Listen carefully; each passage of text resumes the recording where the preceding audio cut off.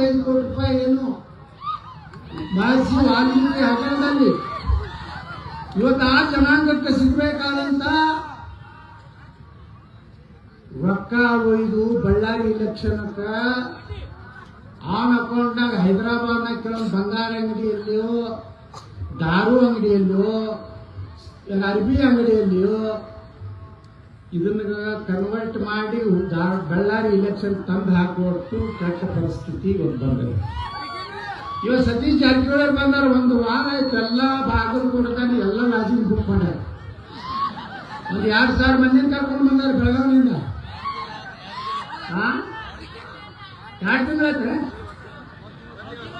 ಒಂದು ತಿಂಗಳಿಂದ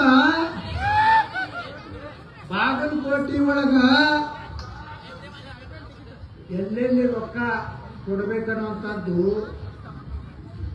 ಏನು ಪ್ಲಾನ್ ಮಾಡಿಕೊಂಡು ಸುಮಾರು 45 ಕೋಟಿ ಹೇಳ್ತೀನಿ ಟಿಕೆಟ್ ಒಂದು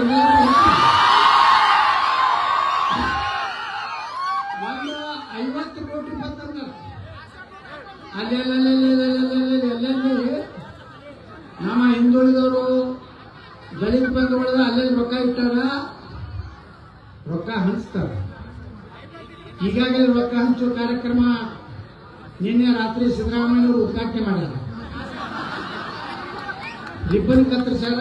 ಸತೀಶ್ ಜಾರಕಿಹೊಳಿ ಅವರು ಮೊದಲು 5 ಜನರಿಗೆ 5,000 ರೂಪಾಯಿ ಕೊಟ್ಟು ಅದನ್ನ ಅಮೃತ ಹಸ್ತದಿಂದ ಹಸ್ತಾಂತರ ಮಾಡ್ಯಾರ. ಇಟ್ಟಾದರೂ ಸಿದ್ದರಾಮಯ್ಯ ಮತ್ತೆ ಇವತ್ತು ಓಡಿ ಬಂದಾರ. ವಾಲ್ಮೀಕಿ ತಿಂದ್ರಿ ನೇಕಾರ ಸಮಾಜಕ್ಕೆ ಏನ್ ಕೊಟ್ಟರೆ ಸಿದ್ದರಾಮಯ್ಯನವರು 3 ವರ್ಷನಾಗ ಏನಾರ ಒಂದು ನೇಕಾರ ಕಾರ್ಯಕ್ರಮ ಏನಾರು ಹಾಕೊಂಡ್ರೆ ಇಲ್ಲಿ ನಿಮ್ಮ ಬಜೆಟ್ ಬುಕ್ಕ ತೆಗೆದ್ರ ಬರೇ ಸಾಬ್ರಿಗೆ ಅದನ್ನು ಕೊಡ್ತೀನಿ, ಸಾಬ್ರಿಗೆ ಅದನ್ನು ಕೊಡ್ತೀನಿ. ನೋಡ್ರಿ ಮಾನ್ಯ ಬಜೆಟ್ ಓದಿದ್ರು ನಮ್ಮ ಸಿದ್ದರಾಮಯ್ಯನವರು ಅದ್ರಾಗ 182 ಪೇಜ್ ನನ್ನ ಸರ್ಕಾರ ಪರಿಶೀಲಿಸುತ್ತಿದೆ, ನನ್ನ ಸರ್ಕಾರ ಗಮನಿಸಿದೆ, ನನ್ನ ಸರ್ಕಾರ ಗಮನಿಸಲಾಗುತ್ತಿದೆ, ನನ್ನ ಸರ್ಕಾರ ವಿಚಾರ ಮಾಡುತ್ತಿದೆ. ಇವು ಬಿಟ್ಟರೆ ಏನು ಸುಡುಗಾಡುವುದಿಲ್ಲ. ಒಂದು ಮಾತ್ರ ಗ್ಯಾರಂಟಿ ಅಲ್ಲ, ಅದು ಸಾಬರಿ ಗ್ಯಾರಂಟಿ. ಏನಂದ್ರೆ 1 ನಂಬರ್ ಮುಸ್ಲಿಂ ಕಾಲನಿಗೆ 1,000 ಕೋಟಿ ರೂಪಾಯಿ. ಉಳಿದವ್ರಿಗೆ ಯಾರಿಗಿಲ್ಲ, SC ಇಲ್ಲ, ST ಇಲ್ಲ, ಹಿಂದೂಗಳಿಲ್ಲ, ನೇತಾರರಿಲ್ಲ. ಅವ್ರಿಗೆ ಯಾವುದೇ ಕಾಲನಿ ಅಭಿವೃದ್ಧಿ ಆಗ್ಬೇಕಾಗಿಲ್ಲ, ಅವ್ರು ಒಳ್ಳೆ ರಸ್ತೆದಾಗ ಅಡ್ಡಾಡ್ಬೇಕಾಗಿಲ್ಲ. ಅವ್ರಿಗೆ 40,000 ಕೋಟಿ ರೂಪಾಯಿ ನೀವು ಗ್ಯಾರಂಟಿಗೆ ನಮಗೆ ದಲಿತ ಹಿಂದೂಗಳದು ನಮ್ಮ ಪರಿಶಿಷ್ಟ ಪಂಗಡದವರಿಗೆ ಕೊಡಬೇಕಾದಂಥದ್ದು ಅವ್ರ ರೊಕ್ಕ ನೀವು ಕೊಡಕ್ಕೆ ಒಟ್ಟಿಲ್ಲ. 40,000 ಕೋಟಿ ರೂಪಾಯಿ ನಿಮ್ದು ಗ್ಯಾರಂಟಿ ಒಳಗೆ ಹಾಕ್ಯಾರ. ಈ ಹೆಣ್ಮಕ್ಳದು ಏನು 2,000 ರೂಪಾಯಿ ಇತ್ತಲ್ಲ, ಆ ಲಕ್ಷ್ಮೀ ಹೆಬ್ಬಾಳ್ಕರ್ದು ಒಬ್ರು ಮಂತ್ರಿ ಅದರ ಭಯವರು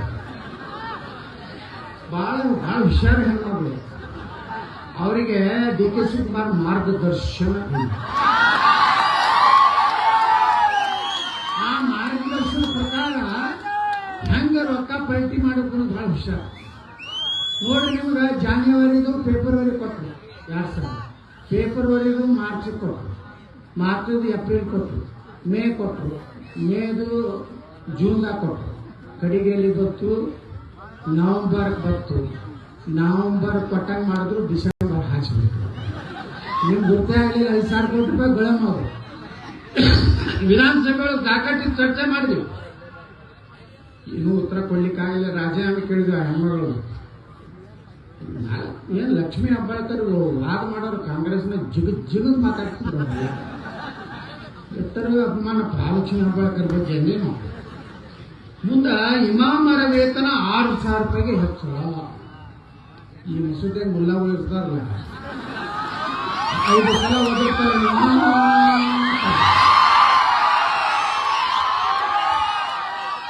ಅವರಿಗೆ 6,000.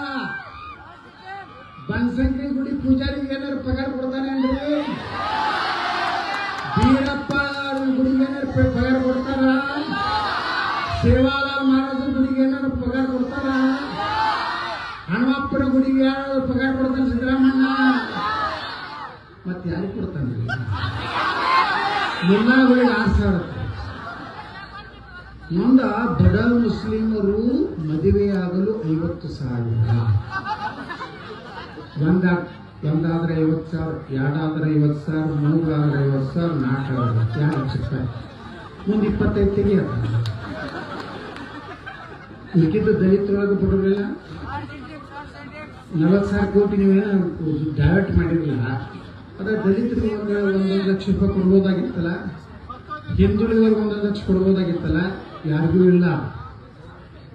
ಮುಸ್ಲಿಂ ಮಕ್ಕಳು ವಿದೇಶದ ಶಿಷ್ಯ ವೇತನ ಹೋದ್ರ 30 ಲಕ್ಷ ರೂಪಾಯಿ.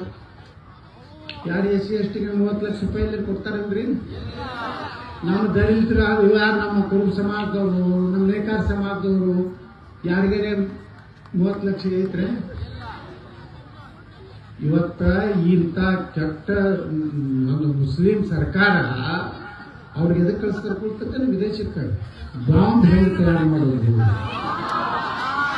ಭಾರತವನ್ನ 2047 ಇಸ್ಲಾಂ ರಾಷ್ಟ್ರ ಹೆಂಗ್ ಮಾಡೋದು ಅಧ್ಯಯನ ಕೊಟ್ಟು ಕಳಿಸ್ತಾರೆ ವಿದೇಶದಲ್ಲಿ. ISIS ಇದೆ.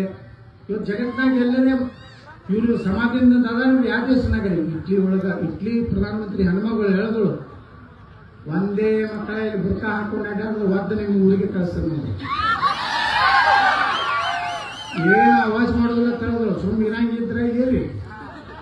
ಲಂಡನ್ದಾಗ ಮೊನ್ನೆ ಸ್ಟ್ರೈಕ್ ಮಾಡಿದ್ರು ಮುಸಲ್ಮಾನರು. ಏನಂತೇಳಿ ಬ್ರಿಟಿಷರೇ ಇಂಗ್ಲೆಂಡ್ ಬಿಟ್ಟು ಹೋಗಿ ಮಕ್ಕಳು ಇರುದೇ ಅವ್ರಾದ್ರೆ ಆಶ್ರಯದಾಗ ಅವ್ರಿಗೆ ಹೋಗತ್ತಾರ. ನಗಬೇಡ್ರಿ, ನಾಳೆ ನಿಮಗೂ ಹೋಗತ್ತಾರೆ. ಎಲ್ಲ ಹೋಗೋರು ಅರಬಿ ಸಮ್ಮೇಳನಕ್ಕೆ ಹೋಗೋದು. ಇದನ್ನ ನೀವು ತಲೆಯಾಗಿ ಇಟ್ಕೋರಿ. ಮುಂದ ಮುಸ್ಲಿಂ ಹೆಣ್ಮಕ್ಳಿಗೆ ಆತ್ಮರಕ್ಷಣೆ ಕಳಿಸ್ತಂತ ಜಮೀರಮ್ಮದು ಸಿದ್ದರಾಮಯ್ಯ. ಅಂದ್ರೆ ನಮ್ಮ ಹಿಂದೂ ಹೆಣ್ಮಕ್ಳಿಗೆ ಹೊಡಿಲಾಕದು ಒಟ್ಟು ಷಡ್ಯಂತ್ರ ಈ ರಾಜ್ಯದಾಗ ನಡೆದದ. ಆ ವಕಫ್ ಆಸ್ತಿ ಇವರಪ್ಪಂದಾಕ. ಈ ಮಕ್ಕಳಿಗೆ ಅವಾಗ ಪಾಕಿಸ್ತಾನ ಕೊಡೋದು ಕೊಟ್ಟ ನಾವು ಗಾಂಧಿ.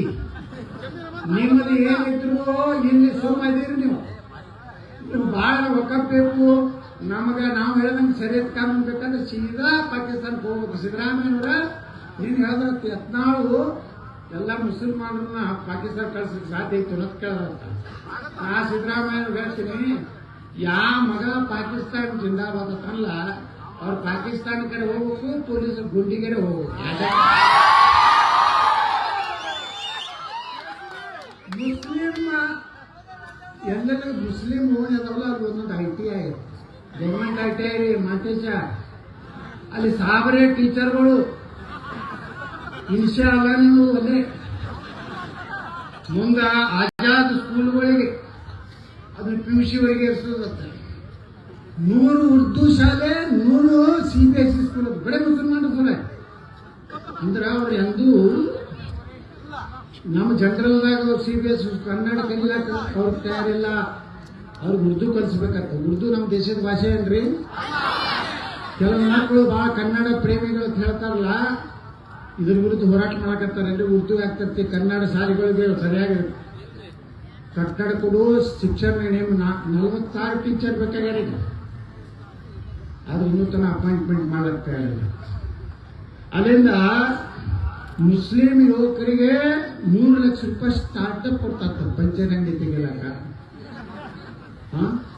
ದೂದ್ ಕೋಡಿಂಗ್ ಅಂಗಡಿ ತೆಗಿಲಾಕ. ಇದ್ಯಾರು ಹಿಂದುಳಿದವರು ದಲಿತರಿಗೆ ಏನಾರ ಸ್ಕೀಮ್ ಐತೇನ್ರಿ?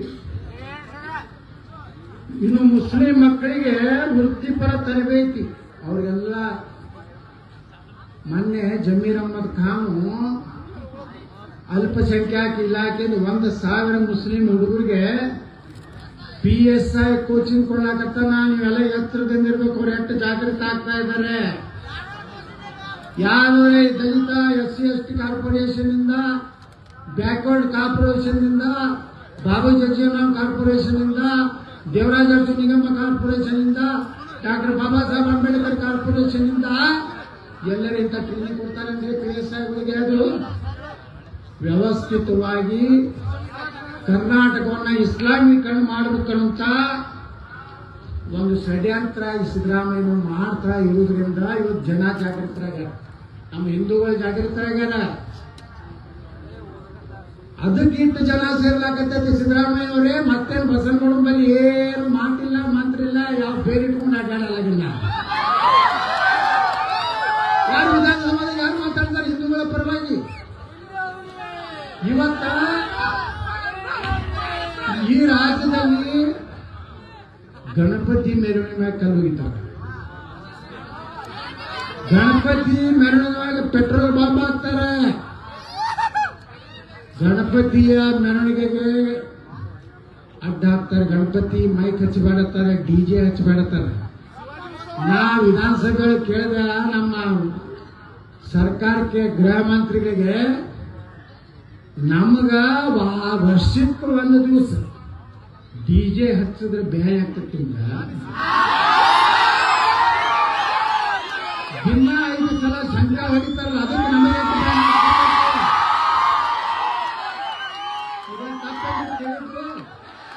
ತಪ್ಪ. ನಮ್ಮ ಡಿಜೆ ಬೇಡ ಅಂದ್ರೆ 5 ಸಲ ಬದಲಿಗೆ ಬಂದಾಗಬೇಕು ರಾಜ್ಯದಾಗಲ್ಲ. ನೋಡ್ರಿ, ಮದ್ದೂರು ನಾಗಮಂಗಲ ಪಾಪಲ್ಲಿ ಹಿಂಗ ಜಾತ್ಯಾಗ್ತಿರ್ತದ, ಬಹಳ ದೊಡ್ಡ ದೊಡ್ಡ ಲೀಡರ್ಗಳು ಇದ್ರು. ಮದ್ದೂರ್ನಾಗ ಒಂದು ಸಣ್ಣ ಗಣಪತಿ ಎಷ್ಟು ಕೆಟ್ಟ ಪರಿಸ್ಥಿತಿ ಅಂತಂದ್ರೆ ಒಂದೊಂದು ಊರಾಗ ಸಣ್ಣದ ಒಂದು ಸಿದ್ಧಾರ್ಥ ನಗರ ಇರ್ತೈತೆ ಮದ್ದೂರ್ನಾಗ, ನಮ್ಮ ದಲಿತರ ಓಣಿ. ಅವರು ಓಣ್ಯಾಗ ಯಾರು ದಲಿತ ಒಬ್ಬ ಯಾವ್ದಾರು ಸಮಾಜ ತೀರ್ಕೊಂಡ್ರ ಆ ಮಸೂದಿ ಮುಂದ ಬಾರಿಸಬಾರ್ದು, ಆ ಮಸೂದಿ ಮುಂದ ಗಣಪತಿ ಹೋಗ್ಬಾರ್ದು, ಆ ಮಸೂದಿ ಮುಂದೆ ರಾಮನವಮಿ ಮೆರವಣಿಗೆ ಹೋಗ್ಬಾರ್ದು. ಇವ್ರ ಮಕ್ಕಳು ಇರುವುದೇ 10-12% ಅದರ ಇಟ್ಟು ಹಾರಾಡ್ತಾರ. 30-40% ಆದ್ರೆ ನೀವು ಯಾರು MLA ಆಗೋದಿಲ್ಲ, ಹಿಂದೂಗಳು ಯಾರು MP ಆಗೋದಿಲ್ಲ, ಯಾರು ಗ್ರಾಮ ಪಂಚಾಯತ್ ಮೆಂಬರ್ ಆಗೋದಿಲ್ಲ. ಭಾರತದ ರತ್ನ ಡಾಕ್ಟರ್ ಬಾಬಾ ಸಾಹೇಬ್ ಅಂಬೇಡ್ಕರ್ ಬರುವಂತ ಸಂವಿಧಾನವನ್ನು ಸಹ ತೆಗೆದು ಹಾಕ್ತಾರೆ. ಇವತ್ತೆಲ್ಲ ಚರ್ಚೆ ಮಾಡಬೇಕಾದಂತ ವಿಷಯಗಳು. ಇವತ್ತ ಡಾಕ್ಟರ್ ಬಾಬಾ ಸಾಹೇಬ್ ಅಂಬೇಡ್ಕರ್ ಅವ್ರನ್ನ ನಾವು ಸ್ಮರಣೆ ಮಾಡ್ಬೇಕು, ಇಡೀ ಹಿಂದೂ ಸಮಾಜ ಸ್ಮರಣೆ ಮಾಡ್ಬೇಕು. ಬರೇ ದಲಿತರು ಹೋಗಿ ಅವತ್ತು ಏಪ್ರಿಲ್ 14ಕ್ಕೂ ಹಾರ ಹಾಕೋದಲ್ಲ. ನೀವು ನಿಮ್ಮ ಊರಿನಿಂದ ನಿಮ್ಮಲ್ಲಿ ಮೂರ್ತಿತ್ತಂದ್ರೆ ನೀವು ಹಾರ ಹಾಕಿ ಅವ್ರಿಗೆ ಕೃತಜ್ಞತೆ ಸಲ್ಲಿಸ್ಬೇಕು. ಯಾಕಂದ್ರೆ ಡಾಕ್ಟರ್ ಬಾಬಾ ಸಾಹೇಬ್ ಅಂಬೇಡ್ಕರ್ ಒಂದು 1944ರಲ್ಲಿ ಒಂದು ಪುಸ್ತಕ ಬರೆದಾರ. ನೆಹರು ಮತ್ತು ಗಾಂಧಿ ಭಾರತವನ್ನು 2 ಭಾಗ ಮಾಡಬೇಕಂತೆ ಮೊಹಮ್ಮದ್ ಅಲಿ ಜಿನ್ನಾಗ ತಲೆಬಾಗಿ ಒಪ್ಕೊಂಡಾಗ ಅಂಬೇಡ್ಕರ್ ಅವರು ಹೇಳ್ತಾರೆ, ಇವತ್ತು ನೀವೇನಾದರೂ ಭಾರತ ಮತ್ತು ಪಾಕಿಸ್ತಾನ 2 ರಾಷ್ಟ್ರ ಮಾಡೋದಿದ್ರೆ ಭಾರತದಲ್ಲಿರುವ ಕೊನೆಯ ಮುಸಲ್ಮಾನ ಪಾಕಿಸ್ತಾನಕ್ಕೆ ಹೋಗಬೇಕು, ಪಾಕಿಸ್ತಾನದಲ್ಲಿರುವಂತ ಕೊನೆಯ ಹಿಂದೂ ಭಾರತಕ್ಕೆ ಬರಬೇಕು. ಯಾರು ಹೇಳಿದ್ದು? ಅಟಲ್ ಬಿಹಾರಿ ವಾಜಪೇಯಿ ಅವರು ಹೇಳಿದ್ದಲ್ಲ, ಲಾಲ್ ಕೃಷ್ಣ ಅದ್ವಾನಿ ಅವರು ಹೇಳಿದ್ದಲ್ಲ, ಡಾಕ್ಟರ್ ಶ್ಯಾಮಾ ಪ್ರಸಾದ್ ಮುಖರ್ಜಿ ಅವರು ಹೇಳಿದ್ದಲ್ಲ, ಪಂಡಿತ್ ದೀನ್ ದಯಾಳ್ ಉಪಾಧ್ಯಾಯರು ಹೇಳಿದ್ದಲ್ಲ, ನರೇಂದ್ರ ಮೋದಿ ಅವರು ಹೇಳಿದ್ದಲ್ಲ. ಬಂಧುಗಳೇ, ಭಾರತ ರತ್ನ ಡಾಕ್ಟರ್ ಬಾಬಾ ಸಾಹೇಬ್ ಅಂಬೇಡ್ಕರ್ ಹೇಳ್ತಾರೆ, ಇನ್ನೊಂದು ಹುಳ ಇರಬಾರ್ದು.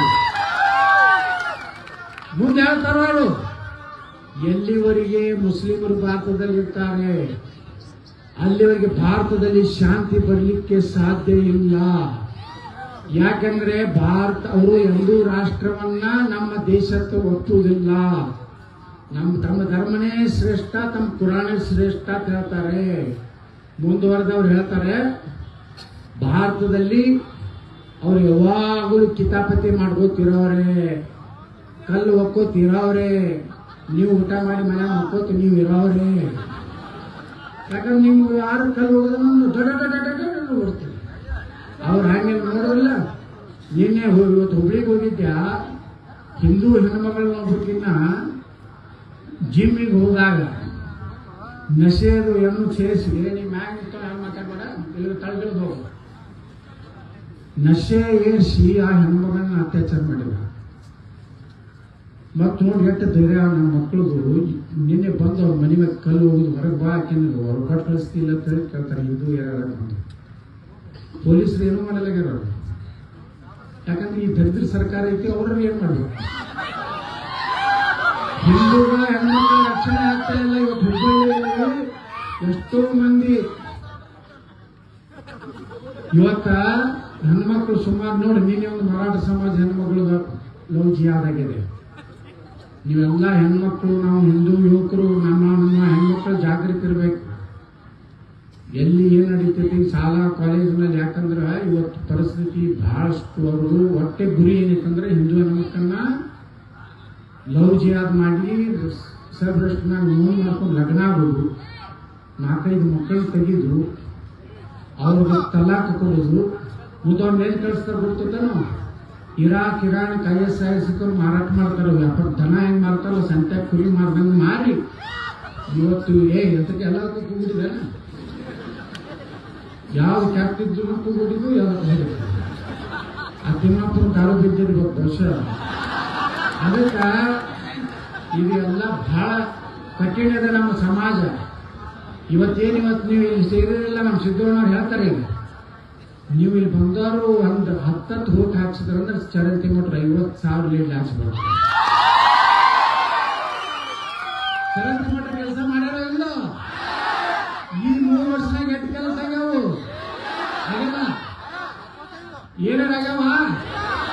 3 ವರ್ಷದಿಂದ ಬರೀ ಗ್ಯಾರಂಟಿ ಕೇಳಕತ್ತೀರಿ ನೀವು. ಆ ಕಾಂಗ್ರೆಸ್ ಎಮ್ಮೆಲ್ಲೆ ಒಳಗೆ ಸಾಕಾಗತ್ತೆ. ಅವ್ರು ವಿಧಾನಸಭಾದಾಗ ಹೇಳ್ತಿರ್ತಾವ, ಏನ್ರಿ ನಮ್ಮ ಡೆವಲಪ್ಮೆಂಟ್ ಫಂಡೇ ಇಲ್ಲ, ಬರೀ ಕೇಳಿದ್ರೆ ಗ್ಯಾರಂಟಿ ಅಂತಾರ. ನಾವೇನ್ ಮಾಡ್ಬೇಕ್ರಿ? ನಮ್ದು ಉತ್ಪನ್ನ ಇಲ್ಲ. ಎಮ್ಮೆಲ್ಲೆಗಳ ಪರಿಸ್ಥಿತಿ ಮೊನ್ನೆ 182 ಪೇಜಂದು ಸಿದ್ದರಾಮಯ್ಯನವರು ಬಜೆಟ್ ಓದೋ ಮುಂದ 15 ಸಲ ನೀರು ಕೊಡುದು. ನನ್ನ ಸರ್ಕಾರ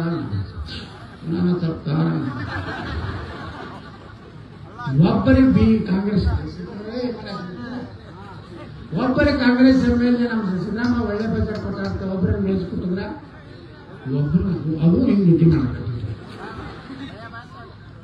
ಮುಂದೆ ಈ ಸಾಬ್ರದ್ದು ಓದಾದ ಮುಂದೆ ಸಾಬ್ರ ಎಮ್ಮೆಲ್ಲೆ ಓದಿರಲ್ಲ, ಅವ್ರು